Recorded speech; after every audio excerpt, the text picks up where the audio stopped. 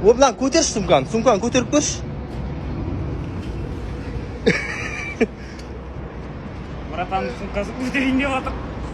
Ей, не болды?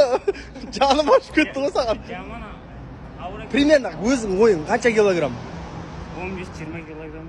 15-20 ма? Енді бұны таста бұл сумканы. Бұны таста. Жүр енді, ана сумканы бір көтеріп көрші. Осы жігіт сәл бағасын беретін жар енді. Бұл қанша килограммға дейін негіз спокойно көтеріп жүрсің? Обычно. 25-30. 25-30 ба? Көрші енді мына сумканы көтеріп. Я, оны әкел мен қолыма бересің. Қазағым туын жерге түсірмейміз.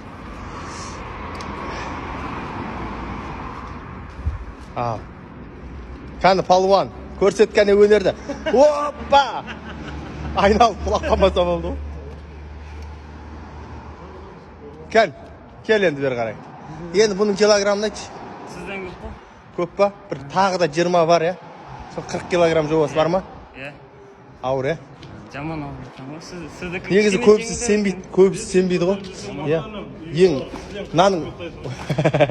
наның 11 ішінде 11 килограммдық, әшін ненің өзі 11 килограмм. Палатка бар ғой, жерге төсейтін. Соның өзі 11 килограмм. Қалған киім, кешек, мынандай артық заттарды айтпағанда, еше ту қосылады, су қосылады жол жөне кеше. Сонымен әжептәуір салмаққа барып қалады. Негізі осыны тартатын тараз болмай қалды бізде. Тартып көрсетуге болатын еді. Ауыр ма екен? Мойындадың ғой, е? Ай, палуан, красавчик. Сізге де қиын екен ғой жолда. Алла қуат беріп тұрса, біз өзіміз баратқан жоқпыз. Алланың қолдауымен баратыр. Болмаса мынандай заттағы кәдімгі обычно магазинге шығуға қиналатын бала едім, шынын айтқанда ше. Алланың жәрдемімен Түркістанға дейін келіп қалдым ғой. Алла қаласа. Бая Шымкентте жүргенде магазинге баруға қиналатын едім да. Қазір міне Алла күш қуат беріп, аяққа қуат беріп кәдімгідей Түркістанға дейін келіп қалдық енді Құдай қаласа. Алдымыз Түркістан, Алла қаласа. Алла қуат берсін. Рахмет, братан. Алла разы болсын.